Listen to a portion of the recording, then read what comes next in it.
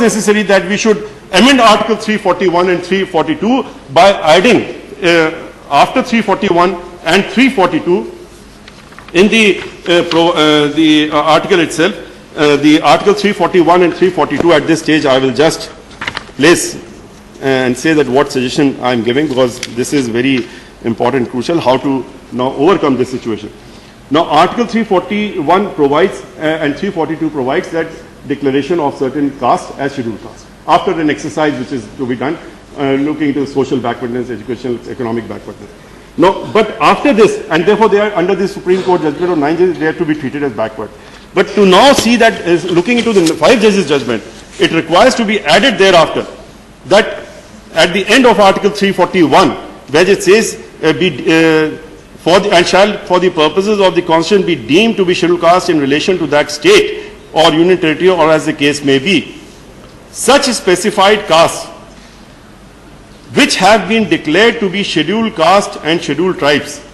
will be deemed to be backward for all purposes of the Constitution, including Article 16(4)(a) and 16(4)(b) of the Constitution.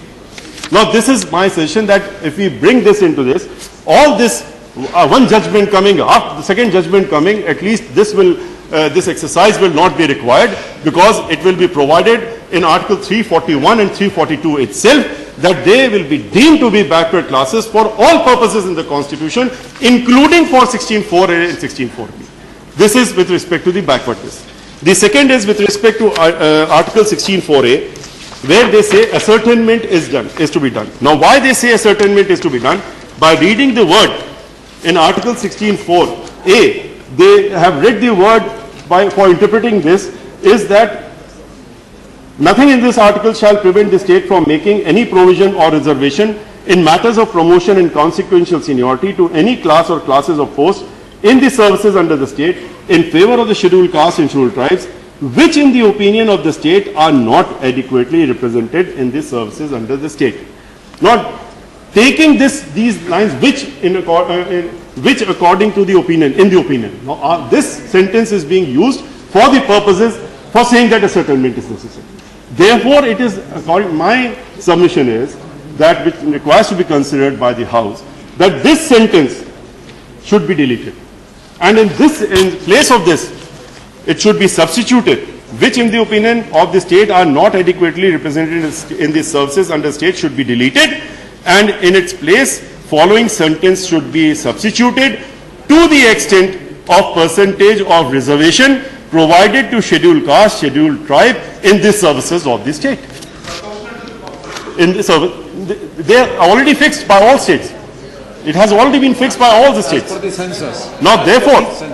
all states have fixed as per. So, as soon as this is added there, this will take care of all this flaw which they are trying to interpret out of this. I'll just take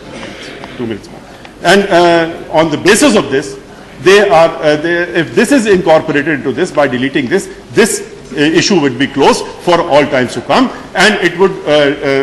take away the issue which has been brought by Nagraj's case. So far as the efficiency is concerned, the Article 335 is already there, and it provides, and therefore it has to provide it, that if the rules are framed in accordance with Article 335, then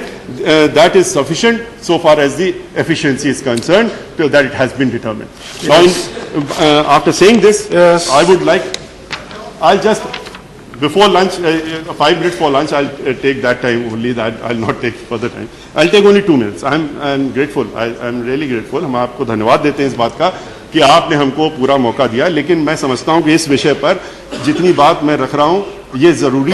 मैं समझता हूँ था. अगर कोई समझता है कि इसमें शायद मैंने कुछ ज़्यादा कहा या शेयर समझती है कि मैंने कुछ ज़्यादा समय ले लिया, तो I am sorry for that. लेकिन I feel that for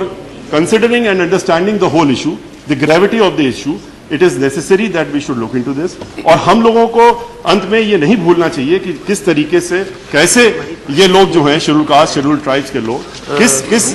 तरीके से चल करके यहाँ पहुंचे हैं, और आज उनको ये अधिकार जो डॉक्टर बाबा साहब भीमराव अम्बेडकर ने दिया है, जिसको पहले छीनने की कोशिश की गई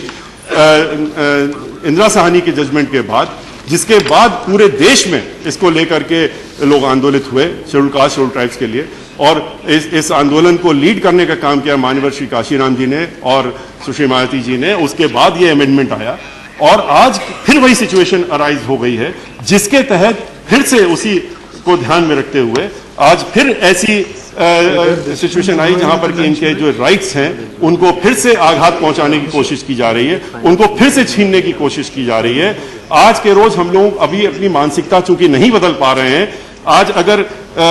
जो बैकवर्ड क्लास के या शेड्यूल कास्ट के जो मसीहा लोग हैं, जो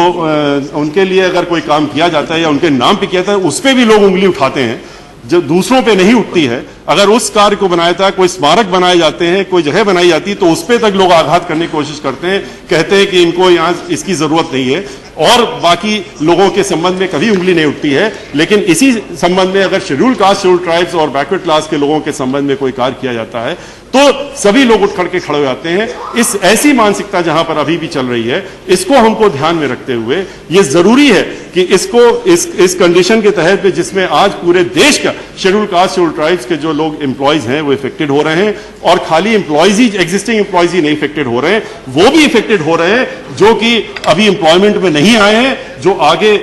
एम्प्लॉयमेंट के लिए उम्मीद कर रहे हैं। हम लोगों के जो भेदभाव है उसको ध्यान में रखते हुए, जिसकी वजह से डॉक्टर बाबा साहब भीमराव अम्बेडकर ने इसको बनाने का कार्य किया था, इसको लाने का कार्य किया था कॉन्स्टिट्यूशन में, जहां पर कि हम लोग अच्छी तरीके से जानते हैं कि एक लड़का जो है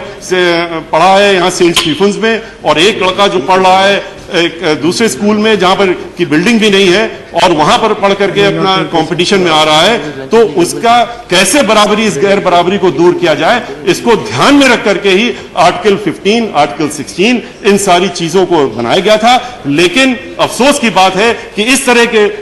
आदेश सुप्रीम कोर्ट के निर्देशों के तहत और इस तरह के जजमेंट्स के तहत जो ये कॉन्स्टिट्यूशन का बेसिक स्ट्रक्चर जो बनाया गया था, जिसके तहत में प्रियम्बल बनाया गया था, जिसमें इक्वालिटी और सोशल इक्वालिटी को अचीव करने के लिए बनाया गया था, उसी को खत्म करने की आज कोशिश हो रही है। और इसलिए इस पे पूरे सदन से, सभी से हमारा आग्रह, जैसा कि सुश्री मायावती जी ने आग्रह अपना उस दिन किया था, अपने जब इस विषय पर डिस्कशन स्टार्ट किया था और अपने पद के द्वारा, कि इसमें इसको शीघ्रता को देखते हुए केंद्र सरकार जो है, खास तौर से जो आज चूंकि लॉ मिनिस्टर साहब भी हैं और नारायण स्वामी जी भी हैं, जिनके अंदर में सारा ये एम्प्लॉयमेंट का इशू आता है, पर्सनल के मिनिस्टर हैं, कि अपना स्टैंड जरूर रखें आज